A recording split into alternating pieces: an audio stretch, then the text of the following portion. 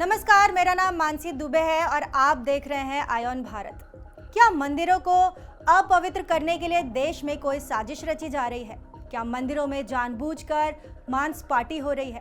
क्या मंदिरों के प्रसाद में अब मांस और हड्डियां मिलाकर हिंदुओं की आस्था के साथ खिलवाड़ हो रहा है? क्योंकि खबर है कि केरल के सबसे पवित्र पद्मनाभा मंदिर में कुछ लोगों ने चिकन पार्टी मनाई है और तो और आंध्र प्रदेश के सबसे पवित्र ज्योतिर्लिंग श्री सैलम मंदिर में भी प्रसाद में हड्डियों के मिलने की खबर आई है। इसके बाद से दक्षिण भारत के हिंदुओं के अंदर जबरदस्त नाराजगी देखी जा रही है और इसे वामपंथी और ईसाई मिशनरियों की साजिश बताया जा रहा है।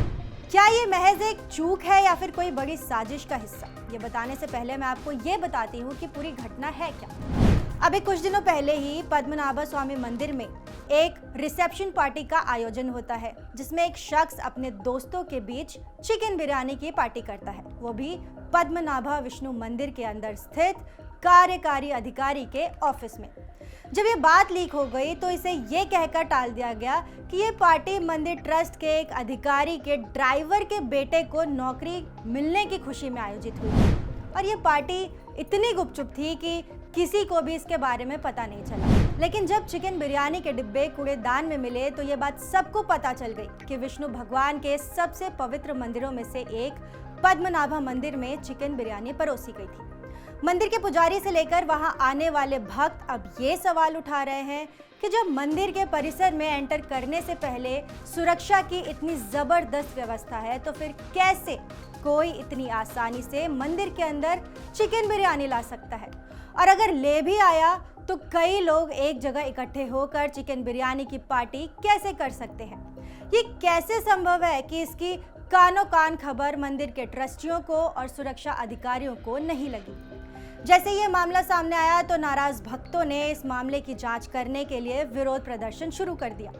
हिंदू संगठनों का आरोप है कि मंदिर के अंदर मांस लाने की घटना को मंदिर प्रशासन जानबूझकर दबाने की कोशिश कर रही है। हिंदू संगठनों और भक्तों का कहना है कि अगर ऐसी कोई घटना तिरुवनंतपुरम के ही किसी मस्जिद में होती तो क्या तब भी सरकार इसे इतने ही हल्के में लेती?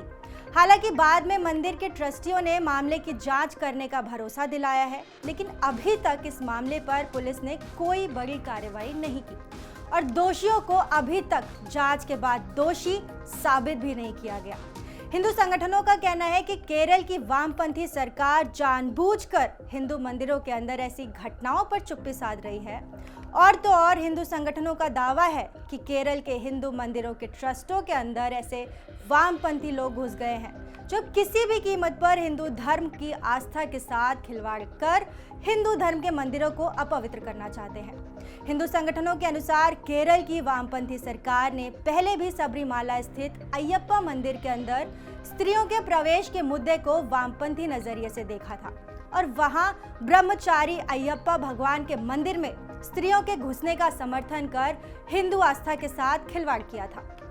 केरल की वामपंथी सरकार पर यह भी आरोप लगा था कि सबरीमाला स्थित अयप्पा भगवान के मंदिर में स्त्रियों के प्रवेश के मुद्दे पर जब उसे हिंदू स्त्रियों का साथ नहीं मिला तो वामपंथियों ने ईसाइयों और मुस्लिम स्त्रियों को हिंदू औरतों के वेश में भेजा था।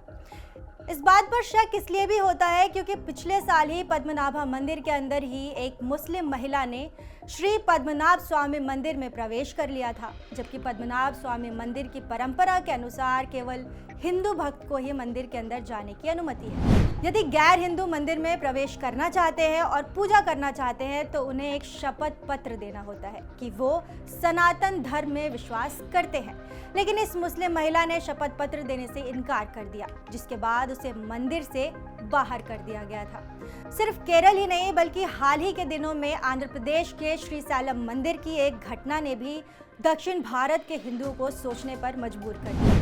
खबर आई थी कि भगवान शिव के 12 ज्योतिर्लिंगों में से एक श्री सैलम के मंदिर के अंदर भी प्रसाद में हड्डियां मिली। इसके बाद से वहां भी हिंदुओं के बीच नाराजगी फैल गई। वहां भी हिंदू संगठनों का यही आरोप था कि पूर्व की जगन रेड्डी सरकार ने जानबूझकर आंध्र प्रदेश के कई मंदिरों में गैर हिंदू और खासकर ईसाई लोगों को वहां के ट्रस्ट में शामिल किया। इन मंदिरों में तिरुपति बालाजी और श्री सैलम मंदिर के ट्रस्ट भी शामिल थे, जहां ईसाई लोगों को ट्रस्ट में शामिल किया गया था। श्रीशैलम के मंदिरों में आने वाले भक्तों का आरोप है कि ईसाई मिशनरियों के इशारे पर आंध्र प्रदेश के मंदिरों के ट्रस्टों में बैठे ईसाई ट्रस्टीज ऐसी घटना को अंजाम दे रहे हैं। श्रीशैलम के मंदिर में प्रसाद में हड्डियों का पाए जाने से भगवान शिव के भक्तों में काफी नाराजगी है। हम आपको बता दें कि भगवान विष्णु और भगवान शिव के मंदिरों में प्रसाद में मांस परोसना बिल्कुल मना है।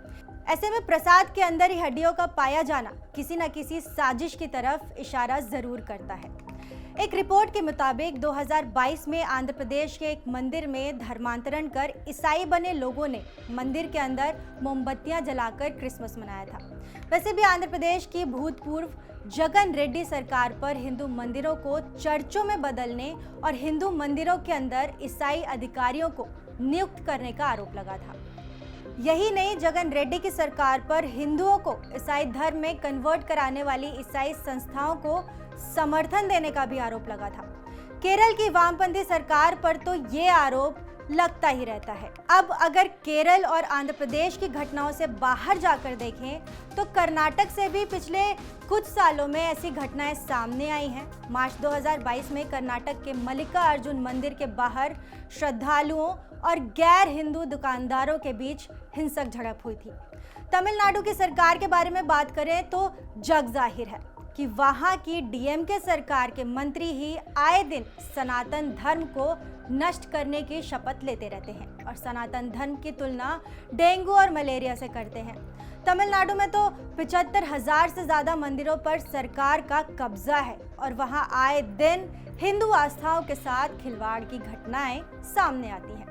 लेकिन हिंदू संगठनों की जागरूकता के बाद वहां के कई नेताओं ने भी अब हिंदू धर्मांतरण कराने वाले ईसाइयों के हिंदू धर्म के मंदिरों के ट्रस्टों पर कब्जे और आस्थाओं के साथ खिलवाड़ पर आंदोलन शुरू कर दिया है। इनमें तमिलनाडु के बीजेपी के नेता अन्नामलाई सबसे आगे हैं, तो आंध्र प्रदेश में जनसेना के अध्यक्ष पवन कल्याण और खुद मुख्यमंत्री चंद्रबाबू नायडू भी सामने आए हैं। केरल में पी सुरेश गोपी ने भी हिंदू हितों के लिए आवाज उठानी शुरू कर दी है। इसका असर भी तब दिखा जब चंद्रबाबू नायडू ने आंध्र प्रदेश के मुख्यमंत्री पद की शपथ ली। उसके बाद उनका सबसे पहला ऐलान यही था कि वो जल्द ही इन मंदिरों के ट्रस्टों से ईसाइयों को हटाएंगे और वहां सिर्फ हिंदू ही ट्रस्ट के अधिकारी होंगे और कर्मचारी भी बनेंगे।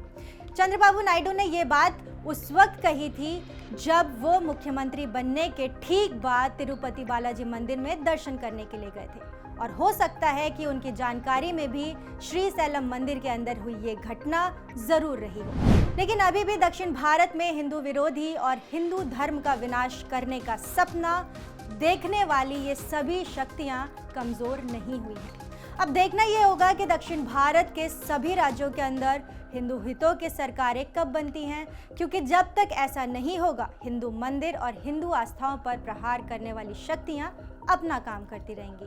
उम्मीद है आप सबको हमारा ये वीडियो पसंद आया होगा। अगर आपको ये वीडियो पसंद आई है तो इसे लाइक करें, इसे शेयर करें और हमारे चैनल आयोन भारत को सब्सक्राइब कर लें। धन्यवाद।